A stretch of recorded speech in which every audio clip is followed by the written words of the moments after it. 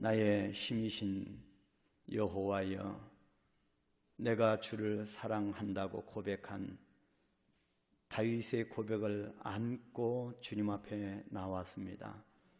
이 하나님의 백성들을 축복하시되 도우시는 하나님을 만나는 시간 되게 해 주옵소서. 진정으로 낮과 해의 모든 그 해함이 우리를 상치 않도록 늘 지켜주시는 여호와 하나님을 만나며, 하나님이 우리를 얼마나 사랑하시고 그 풍성한 은혜로 우리에게 주시기를 기뻐하시는지 그 여호와 하나님을 만나는 시간 되게 해 주옵소서.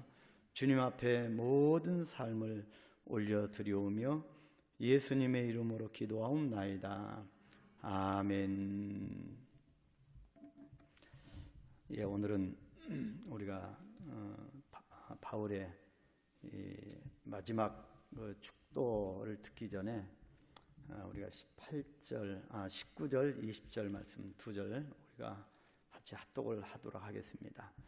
나의 하나님이 그리스도 예수 안에서 영광 가운데 그 풍성한 대로 너희 모든 것을 채우시리라. 하나님 곧 우리의 아버지께 세세 무궁하도록 영광을 돌릴지어다. 아멘. 바울 서신을 보게 되면 하나님의 은혜 앞에 기뻐 뛰는 모습이 많이 기록됐습니다. 못지않게 이 물질에 대한 부분도 많은 부분에서 기록한 것을 봅니다. 그래서 어제에 이어서 헌금에 대한 말씀을 조금 더 살펴보도록 하겠습니다. 연보에 대한, 우리가 하나님 앞에 올려드리는 연보에 대한 성격입니다. 과연 헌금이 무엇인가? 먼저 우리가 하나님 앞에 드려지는 헌금은 우리가 드려지는 순간 우리 것이 아닙니다. 모든 물질은 그 소유권은 하나님 앞에 있다. 근데 하나님이 그 사용권을, 이 물질을 우리에게 주셨을 뿐입니다.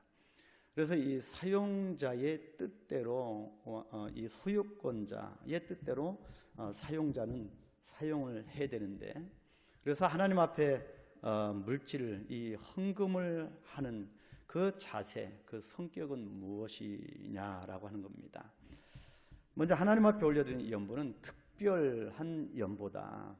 이 연보는 주일 헌금에 얽매이지 않는 연보입니다. 꼭 우리가 정형화된, 우리가 주일 헌금, 감사 헌금, 또 11조, 또 여러 가지 선교, 또 구제 헌금, 여러 가지 헌금이 있는데, 그런 정형화된 외에 우리가 모든 하나님 앞에 올려드리는 헌금은 특별한 연보다, 그렇게 말씀합니다.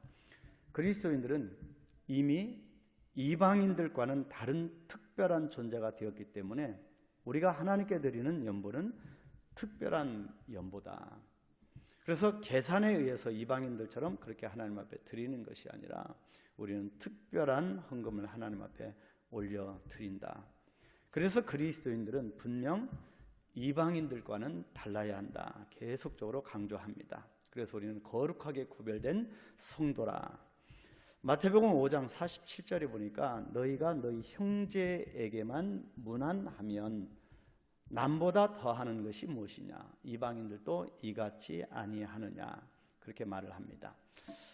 또 두 번째는, 이 연보는 은혜로 여기는 연보라는 것입니다. 은혜로 되어지는 연보다. 고린도전서 16장 3절에 보니까 내가 이를 때에 너희가 인정한 사람에게 편지를 주어 너희의 은혜를 예루살렘으로 가지고 가게 하거니라고 했습니다. 예루살렘 교회에 보낼 구제 헌금은 은혜로 여기는 헌금이었다라고 하는 말씀입니다. 다시 말해서 주는 자의 아무런 대가를 바라지 않는 자비와 친절한 호의가 내포되어 있는 은혜의 헌금이었다. 굉장히 예루살렘 교회가 어려웠을 때 그런 교회들이 예루살렘으로 가지고 가는 이 연보는 정말 하나님의 은혜로 되어지는 연보였다. 그래서 우리가 하나님 앞에 올려드리는 헌금은 은혜로 되어져야 된다. 그래서 고린도 후서 8장 3절 4절에 보면 내가 증언하노니 그들이 힘대로 할 뿐 아니라 힘에 지나도록 특히 자원하여 이 은혜와 성도 섬기는 일에 참여함에 대하여 우리에게 간절히 구하니, 그렇게 되어 있습니다. 마게도냐 지방의 교회들이 보여준 모범적인 연보의 내용입니다. 저들은 박해 속에서도 예루살렘 교회를 위해서 힘에 지나도록 자원하여 풍성하게 연보를 보냈습니다. 그래서 이 이방 교회들이 정말 힘에 지나치도록 이 은혜에 담긴 연보를 보냈다고 하는 것은 자기들도 쓸 것이 많은데 정말 아끼고 더 어려운 교회들을 그렇게 은혜로 도와줬다, 그 말씀입니다. 이러한 연보는 전적으로 넘치는 하나님의 은혜에 대한 감사의 표현이었습니다. 고린도후서 9장 6절에서 8절 말씀을 보면 이것이 곧 적게 심는 자는 적게 거두고 많이 심는 자는 많이 거둔다 하는 말이로다. 각각 그 마음에 정한 대로 할 것이요 인색함으로나 억지로 하지 말지니 하나님은 즐겨내는 자를 사랑하시느니라. 하나님이 능히 모든 은혜를 너희에게 넘치게 하시나니 이는 너희로 모든 일에 항상 모든 것이 넉넉하여 모든 착한 일을 넘치게 하려 하심이라. 우리가 하나님 앞에 은혜로 하나님 앞에 연보하고 돕게 되면 하나님의 착한 일을 우리 가운데 하게 하신다. 그 일을 넘치게 되게 하신다는 말씀입니다. 그래서 하나님의 은혜에 감사하여서 각각 그 마음에 정한 대로 인색함이 없이 즐겁게 자원하는 마음으로 드릴 때 하나님께서 더 큰 은혜를 넘치게 해 주신다고 하는 약속의 말씀입니다. 이것이 연보에 대한 자세입니다. 그래서 늘 우리는 전략하고 늘 하나님의 소용이 어디에 있는가 그렇게 기도하면서 넘치게 우리가 그렇게 드리는 것, 바로 이것이 은혜이다. 세 번째는 섬김과 교제를 나타내는 연보이다. 바로 우리가 드리는 헌금을 통하여 우리가 섬김의 모습, 또 서로가 영적인 소통, 교제를 나타내는 헌금이다. 고린도후서 8장 4절에 보니까 이 은혜와 성도 섬기는 일에 참여함에 대하여 그렇게 기록되어 있습니다. 고린도후서 9장 1절에서는 성도를 섬기는 일에 대하여는 내가 너희에게 쓸 필요가 없다. 바울이 그렇게 쓸 필요가 없을 정도로 성도를 섬기는 그런 일들에 열심을 보이고 있다는 말입니다.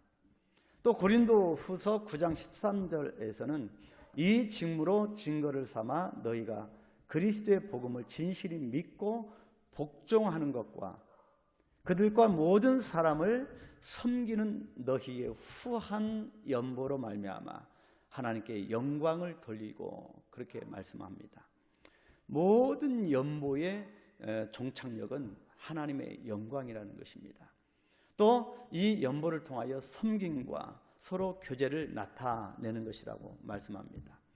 특별히 고린도전서 16장 1절에는 성도를 위하여는 성도를 위하는 연보에 관하여는 내가 갈라디아 교회들에게 명한 것 같이 너희도 그렇게 하라, 그렇게 말씀합니다.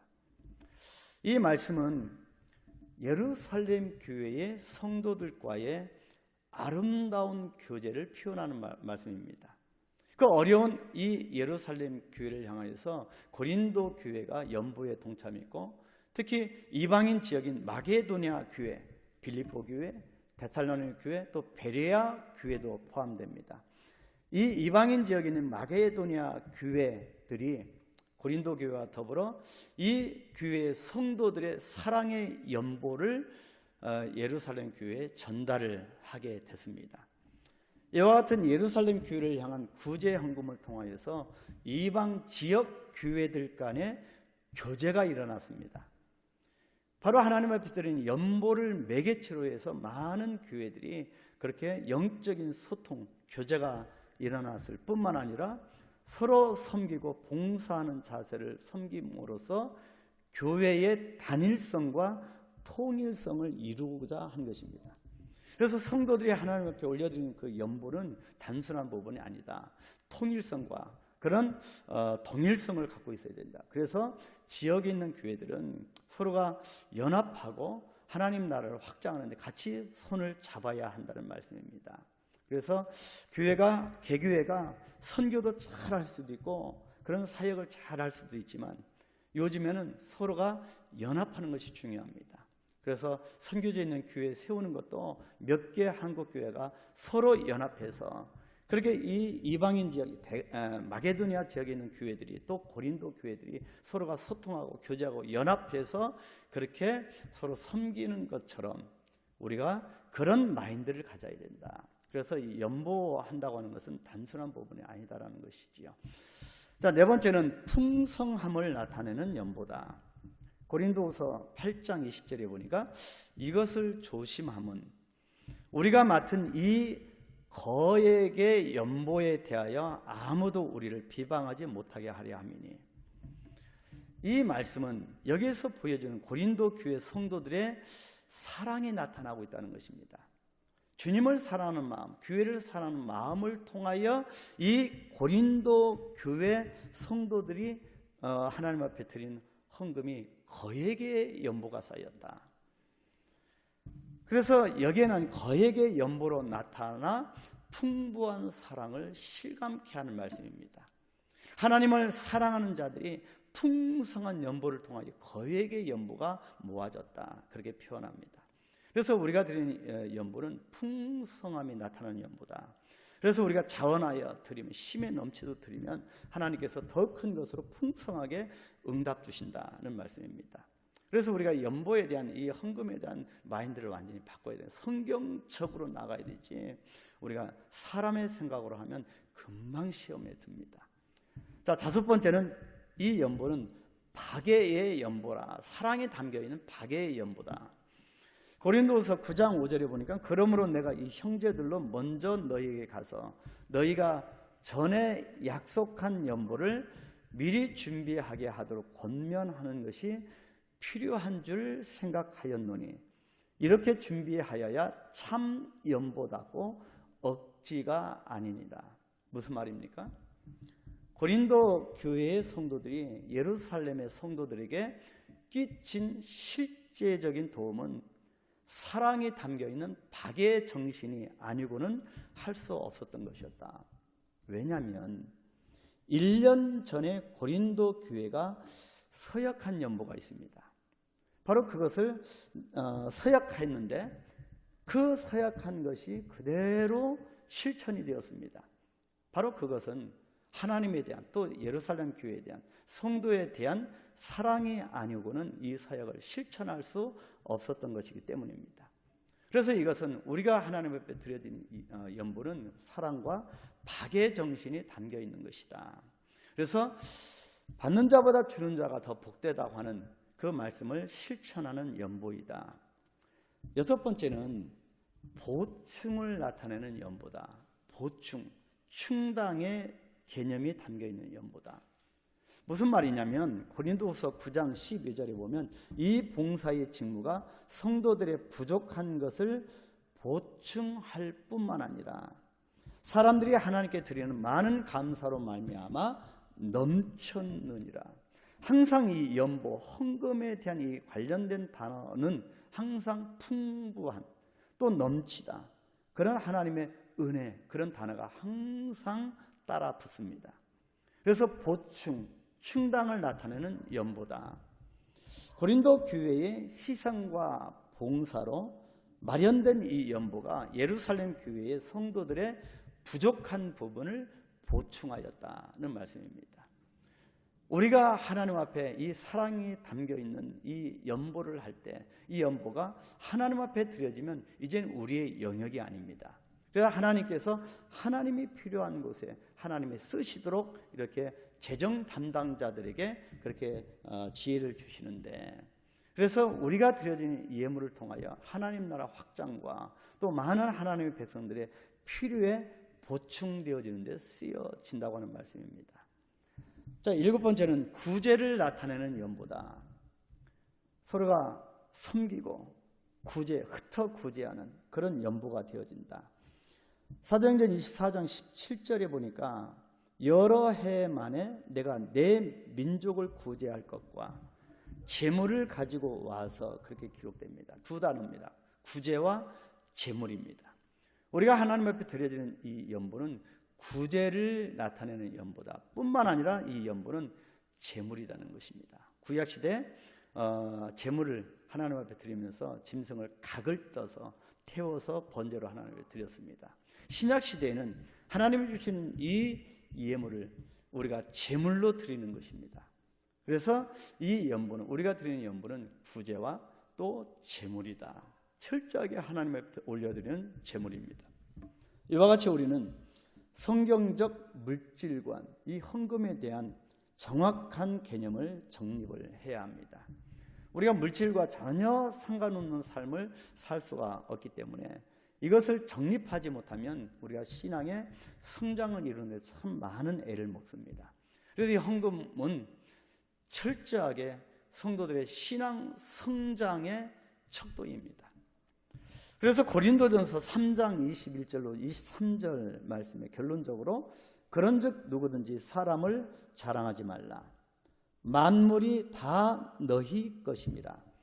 바울이나 아볼로나 게바나 세계나 생명이나 사망이나 지금 것이나 장래 것이나 다 너희의 것이요. 사용권을 주셨다는 거죠. 너희는 그리스도의 것이요. 그리스도는 하나님의 것이니라. 라고 한 말씀을 명심해야 합니다. 이 말씀은 우리 기독교의 유신론 체계를 알려주는 말씀입니다. 모든 것이 하나님께 속하였다. 결국에는 만물도 우리 것이지만 우리는 그리스도에 속하였고 그리스도는 하나님에 속하였다. 그래서 유신론입니다. 모든 것은 하나님께 소속되어 있다. 그래서 만물은 인간을 위한 소유물이고 인간은 그리스도를 위한 소유이고 그리스도는 하나님의 것이다. 그래서 결국 이 물질은 사람을 통해서 또 하나님께 가지고 하나님께 영광을 돌리는 섬김의 수단으로 선용되어야 하는 것이다. 하나님으로부터 온 이 물질, 모든 도움은 하나님께로부터 옵니다. 그래서 우리가 물질을 얻는, 그렇게 우리가 생업에 열심을 기울이는 이유도 우리가 잘 먹고 살기 위함이 절대로 아니고 하나님의 영광입니다. 그래서 오늘 바울이 하나님 곧 우리 아버지께 세세무궁하도록 세대에서부터 세대까지 영원 무궁토록 영광을 돌릴지어다. 그렇게 말씀합니다. 하나님이 주신 물질 생활, 하나님의 영광을 위하여 사용하고 더 많은 것으로 드리기 위해서 더 열심히 일을 해서 하나님 앞에 올려드리면 하나님의 더 풍족한 것으로 채워주신다고 하는 것이 하나님 나라 법칙입니다. 다시 한번 우리가 기도할 때 물질의 노예가 되지 않도록 우리가 물질을 따라가는 것이 아니라 물질을 우리에게 따라오도록 만드는 그런 멋진 삶을 살아갈 수 있도록 축복해달라고, 그래야하면 물질이 나를 주관하지 아니하고 물질은 나에게 속하게 되어 있습니다. 이렇게 멋지게 물질을 자유자재로 이렇게 다스릴 줄 아는 그런 능력의 역사가 우리에게 있기를 소망하면서 기도하겠습니다. 하나님 앞에 먼저 물질을 달라고 하는 것이 아니라 이런 성경적인 물질관을 확립하여서 하나님을 영광을 위하여 우리가 달려갑니다.